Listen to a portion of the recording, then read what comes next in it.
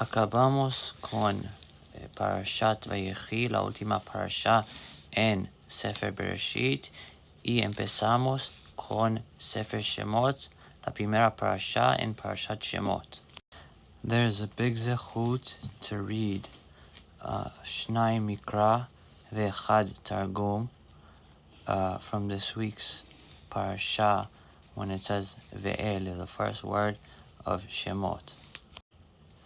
Y eso es un zechut para larga vida, y hay un minhag que lo lean cada Shabbat. 2 veces la parasha y una vez el Unculus, el Targum. Yaakov, 130 años. He was an old man, 130 years old. The brothers knew they couldn't just persuade Yaakov to come down to Mitzrayim. So when the hunger started, the brothers go down and they see Yosef, and Yosef makes up a story about a silver cup that he uses to make magic, not yet knowing, no sabían que él era el hermano. They only thought he was just a regular king, a regular pharaoh. He made up that story so the brothers would come back, so that way he could do the second part, which would be reveal himself to the brothers and say, I am your brother Yosef. They stood in shock and jumped back.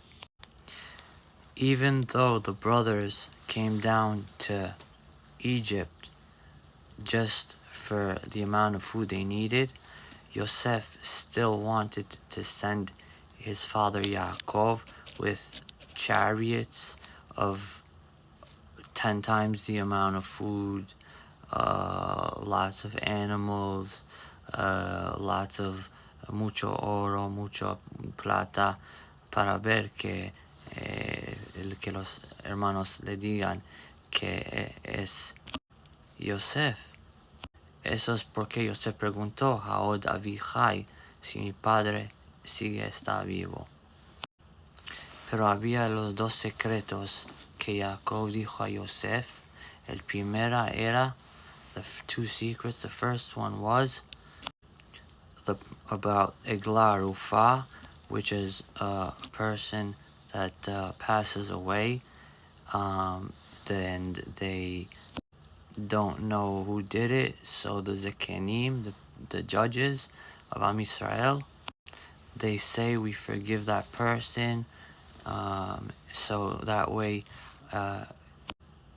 the Am Yisrael wouldn't have to pay back for the sin, since they don't know who did it. But they also say in Eglah Rufa that we no le mandamos a pelear, we didn't send them to war without food and without weapons.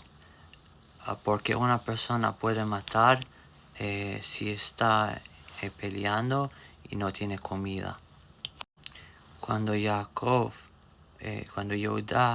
dijo eso a Jacob vino a Mitzrayim con 69 y uno nació.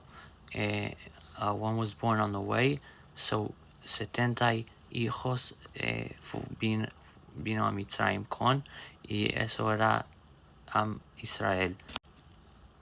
And they stayed 210 años in Mitzrayim. The pyramids were built by trust. First, Pharaoh had to build trust, so he worked with them and he paid them a lot of money.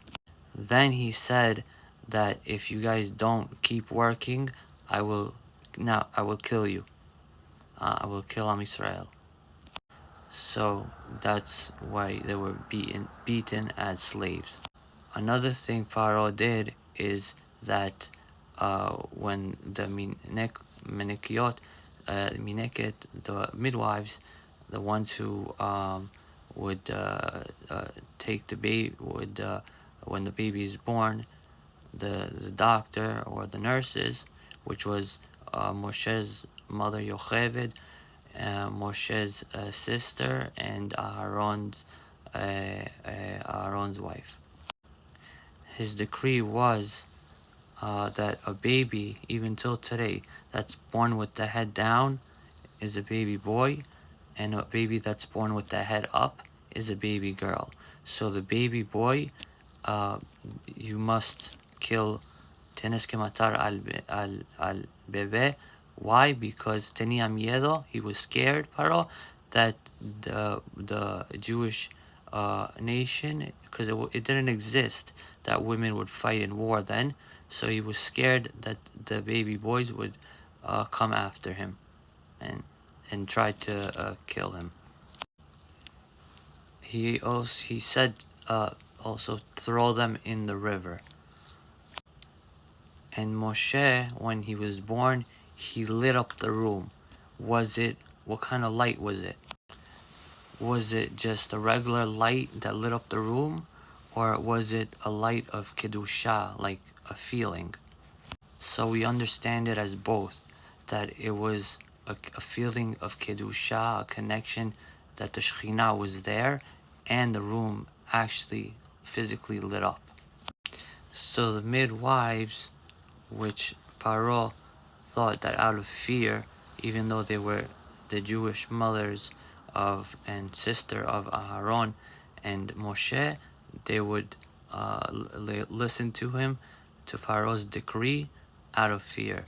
But really, they fed the babies, they nourished them, and they hid them and took care of them. Batia, who was named by Paro, but Batia also means the daughter of Hashem, la hija de Dios, es Batia, la hija de Paro. Ella se convirtió a un judía y ella es lo que salvó Moshe. She extended her hand, Batia, and the miracle was that she was able to pull Moshe back from the river. Now, the second secret, when he got after 22 years of not seeing Yosef, Yaakov gets his nevuah back. So he now tells him another secret, the second time in his life after seeing him. That secret was when Mashiach would come. And because of that, he lost his nevuah completely, but Yosef didn't because he never told anybody. Nunca le dijeron, Jacob dijo a Yosef cuando Mashiach va a venir el día, y Yosef nunca dijo a nadie, entonces nunca perdió la nevuah. With 147 years old, Yaakov niftar. Yaakov se fue. Pero dijo, porque el Ra'av, the hunger had to last first. There was going to be 7 years of overwhelming prosperity, overwhelming amounts of food, and then 7 years of hunger. But when Yaakov arrived, a miracle happened. He was so holy that it only lasted for 2 years, solo 2 años. Entonces tenía miedo que van a hacer una boda zara de él. So because he was scared, he made the brothers promise that they would take Yaakov out of Mitzrayim, and so to Yosef. When he passed at 110 years, Moshe Rabbeinu took his bones also out of Mitzrayim. Avraham Avinu bota Me'arat HaMachpelah, which Adam and Chava, from Eliezer, which Adam and Chava were buried in. So too Avraham and Sarah, Yitzchak y Rivka, Yaakov y Leah. Pero Rachel, la madre de Yosef y Binyamin, tiene un lugar especial, Kever Rachel, que es en Jerusalén.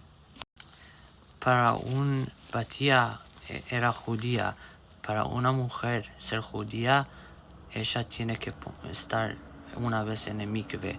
Para un hombre tiene que tener Brit Milá y en el mikve. Eso es el principio, y después las 613 mitzvot.